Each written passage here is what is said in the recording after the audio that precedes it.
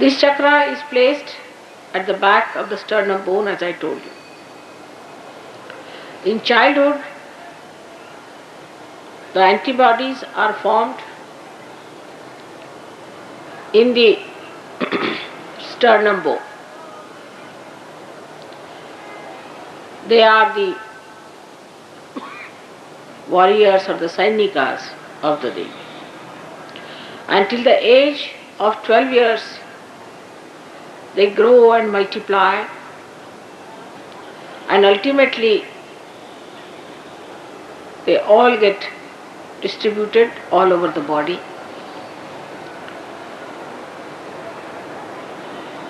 And a human being is made able to face any outside invasion on him.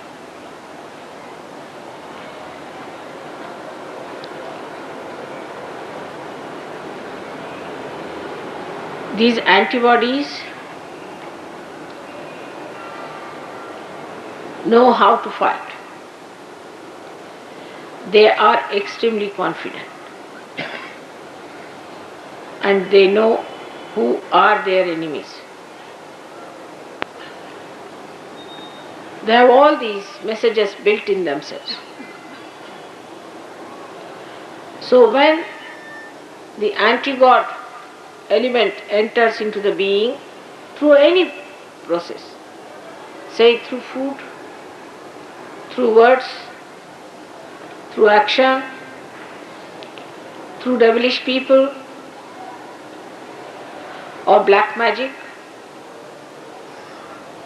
these antibodies combine together, collectively fight the invaders.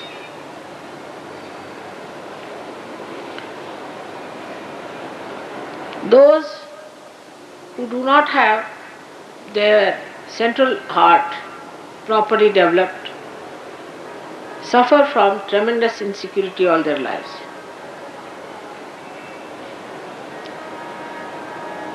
When they are children, you try to control them by frightening. These children later on become extremely insecure. They are afraid of darkness, they are afraid of night, some of them are afraid of everything. Because the antibodies that are built in the body are not sufficient in number. And being this center so weak,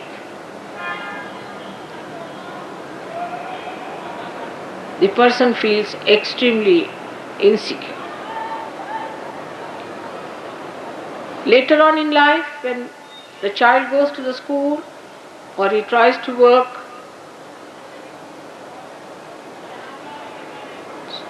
out something for the future, then also his confidence can be shaken by parents, teachers, and outside people. So it is very important to understand children who are growing. In the West, they analyze everything and try to put human beings into compartments. First, the child is a child according to them. Child has no innocence and is extremely selfish. Second part is adolescence, which they think is a very arbitrary, moody stuff. In India, we do not know that there is something like adolescence. Now these adolescent people form a group and they start criticizing or making fun of all the elders. At a very young age it starts. First they make fun of the teachers, then of the parents, then of all the people who are senior to them. They start becoming extremely active in their brains because they see too many televisions and things like that. And then they start behaving at a very young age in such a violent ways that one cannot imagine. I used to live about 25 miles away from London.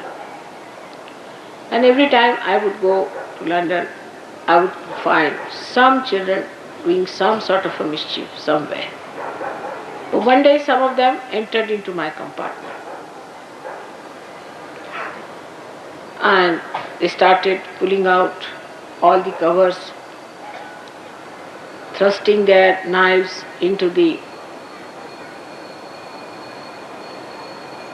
seats, opening out all the upholstery. I was just sitting and watching. So I said, "Now are you tired? Please sit down. What's the problem?" They said, "We are all very angry." I said, "For what? Why are you angry?" I said, "We are just angry." I said, "But you have to be angry for something."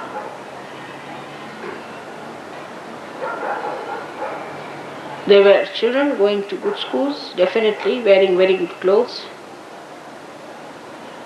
And then I had to, when the train stopped, I called the ticket collector and told him that these boys have been doing all this hooliganism in the compartment and you better look at it. And he came in and he said, "This is a common thing." And then somehow or other he took them out. But the only thing I felt about them is that all of them had their center heart catching. On the Kundalini, they are catching their center heart. But when they saw me, they sat down. They were quiet. They listened to me. I settled their center heart.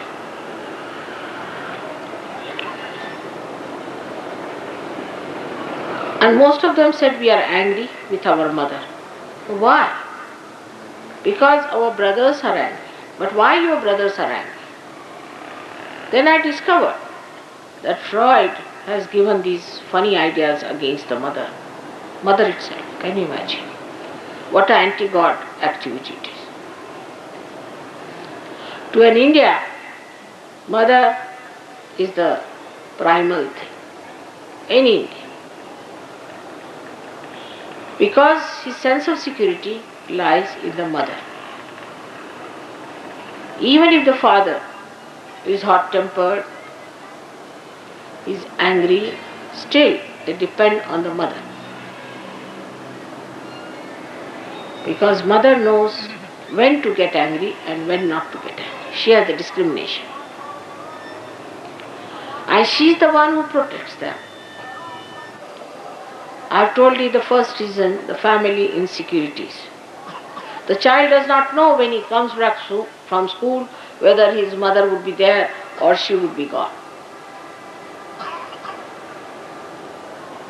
They don't have mothers who can bear a lot from the husbands and smile and show no signs of their agony to their children. But the mothers in that country I have seen always try to use their children from all kinds of emotional blackmail, you can call it. They try to torture the child by telling all the things the husband is doing to them and whatever is the problem they are facing with the husbands.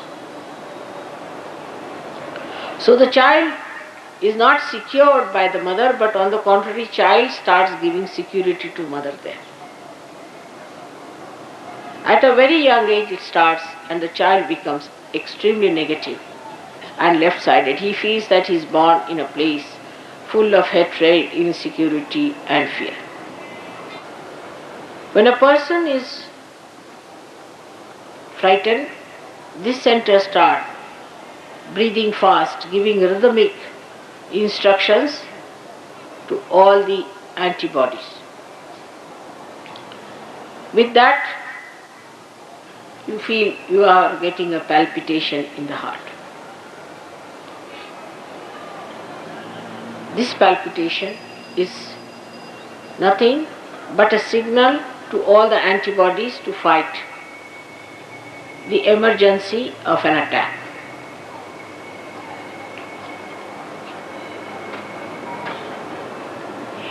But when somebody builds up insecurity later on in life,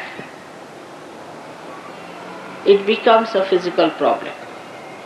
If they have insecurities earlier, it is an emotional problem. But later on in life, when one develops a insecurity, any kind, like a wife is insecure about her husband. Husband is a loafer or a bad man and carrying on with other women. So that motherhood of the wife is challenged.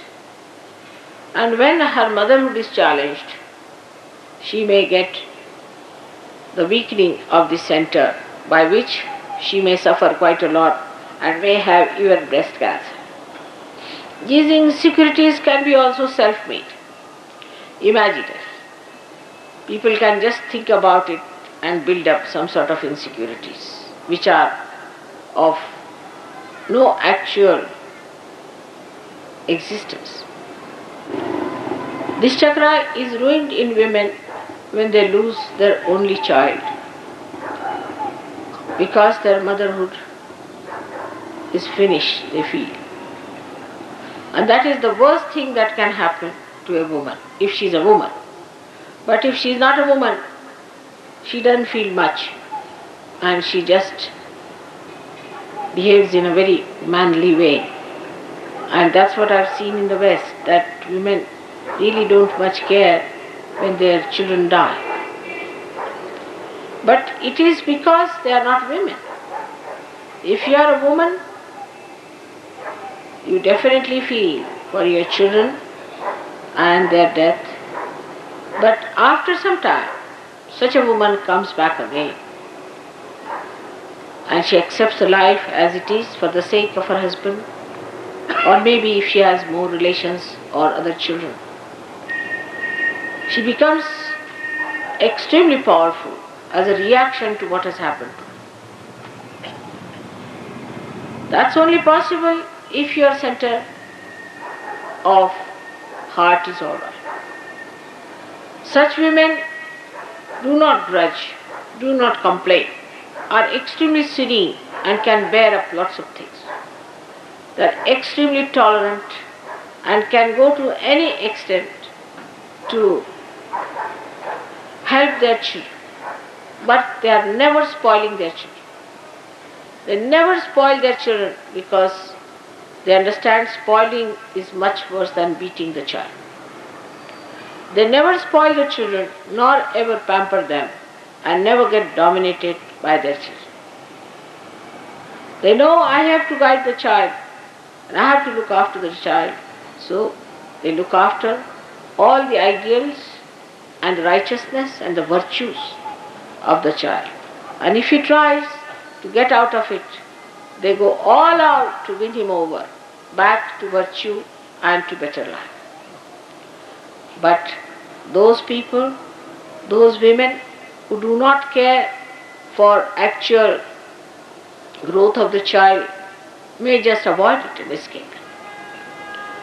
In the men, this chakra is caught up if they have lost their mother very early, or if their mother by chance is a very cruel woman.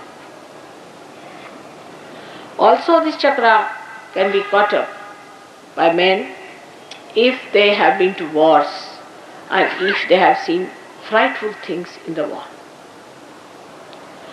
Such people could be extremely emotional and could be easily befooled by people who try to win over their emotions.